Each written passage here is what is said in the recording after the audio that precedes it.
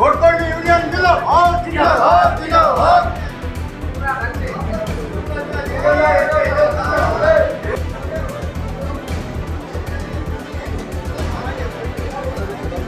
সংবাদ প্রতিদিন ডট-ইনের দর্শকদেরকে এই মুহূর্তে আমরা নিয়ে এসেছি বহরমপুরের ডিসিআরসি ভেন্যুতে। আমার ঠিক পেছনেই যে মাঠটি দেখা যাচ্ছে, এইখানেই বহরমপুর সাব ডিভিশনের 5টি বিধানসভা কেন্দ্রের ইলেকটোরাল মেটেরিয়াল ডিস্ট্রিবিউশনের কাজকর্ম চলছে। 70 থেকে 74 রেজিনগর, বেলডাঙ্গা, বহরমপুর, হরিহরপাড়া এবং নওদা, এই 5টি বিধানসভা কেন্দ্রের বিভিন্ন পোলিং অফিসারেরা আজ সকাল থেকেই এখানে জমায়েত হয়েছেন। কিন্তু হঠাৎ করেই এখানে দেখা যায় একটি গণ্ডগোল। পোলিং অফিসারদের দাবি তাদের অ্যাকাউন্টে কমিশনের তরফ থেকে যে টাকা ঢুকেছে তা যে টাকা প্রাপ্য ছিল তার তুলনায় অনেকটাই কম। যেমন সেকেন্ড অফিসারদের প্রাপ্য ছিল 1350 টাকা, সেখান থেকে ঢুকেছে 800 টাকা। একইভাবে প্রিসাইডিং থেকে শুরু করে থার্ড পোলিং অফিসার প্রত্যেকেরই আলাদা আলাদা যে রেমুনারেশন রয়েছে, যে প্রাপ্য রয়েছে, সেই টাকার বদলে প্রত্যেকের অ্যাকাউন্টেই ক্রেডিট হয়েছে কম সংখ্যক টাকা। এরপর থেকেই শুরু হয় অচলাবস্থা। সেই অনুযায়ী বিভিন্ন জেলায় টাকা দেওয়া হচ্ছে। First polling, second polling, third polling 110 টাকা, ফার্স্ট পোলিং হচ্ছে 2680 টাকা এবং হচ্ছে প্রিজাইডিং হচ্ছে 2530 টাকা।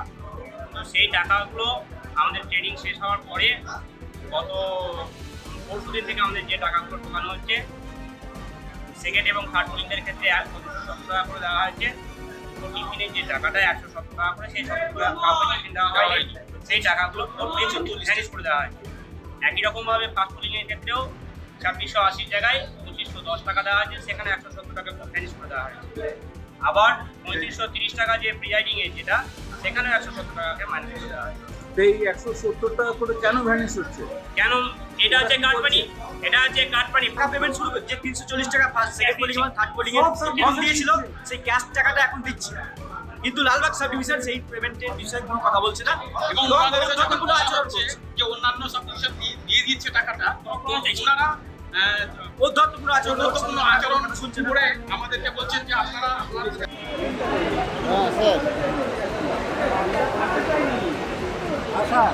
আপনারা আপনাদের মতন করে তো ইয়ে করছেন, যা যে রকম ভাবে সিস্টেম বানাচ্ছেন, সিস্টেম তো এইভাবে হয় না। 20 তারিখে 800 টাকা পাঠিয়ে দিলেন, আর কিছু পাঠালেন না, এটা কি ঠিক হচ্ছে কাজটা? আমরা আপনারা কি করেছেন, আপনাদেরকে কি খুঁজে পাবো তখন? তাদের বক্তব্য, আমাদের প্রাপ্য আমাদের মিটিয়ে দিতে হবে। এরপর থেকেই শুরু হয় বচসা। কিভাবে সেই টাকা দেওয়া হবে, দুপক্ষের মধ্যে শুরু হয় বাদানুবাদ। ঘটনা সময়ের সঙ্গে সঙ্গে উত্তেজনা বাড়ে। এক সময় দেখা যায় যে এখানকার যে বিভিন্ন অফিসারেরা আছে তারা রীতিমতো আন্দোলন শুরু করেন। পোলিং অফিসারদের বক্তব্য, এখান থেকে বিভিন্ন যে পোলিং স্টেশনে পৌঁছতে হচ্ছে সেখানে নাকি তাদের যেতে হচ্ছে কোনো রকম সিকিউরিটি ছাড়া, অর্থাৎ তাদের সঙ্গে না আছে কেন্দ্রীয় বাহিনী, না আছে রাজ্য পুলিশ। ম্যাক্সিমাম বাইরে থেকে যারা আসছে তাদের মানে এই সমস্যাটা কোনো টেকনিক্যাল কারণ না অন্য কোনো কিছু? যারা নদিয়া ডিস্ট্রিক্ট থেকে এসেছে তাদেরই কি পয়সাটা কম দেওয়া হয়েছে, এই জন্য আমাদের দেরি হলো যেতে আর কি। এটা কি মানে ডিস্টেন্স অনুযায়ী পেমেন্ট? না, ডিস্ট্রিক্ট কোনো যায় না, বাইরের ডিস্ট্রিক্ট থেকে তো এবার প্রথম নিয়েছে, অন্যান্য বার থেকে তো বাইরের ডিস্ট্রিক্ট থেকে নেওয়া হয় না, হয়তো ব্লক চেঞ্জ হয় বা সাব ডিভিশন চেঞ্জ হয়, এরকম কিছু একটা হয়, হোম ডিস্ট্রিক্টই থাকে।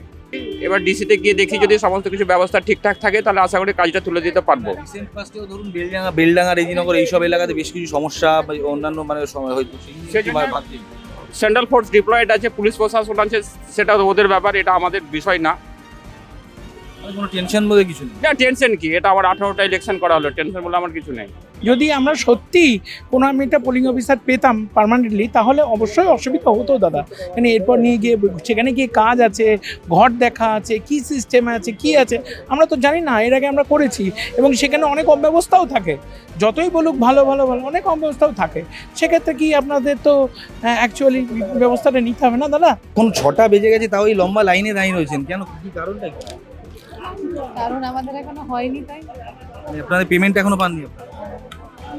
মানে এটার পিছনে কি হয়নি, তাই জন্য না।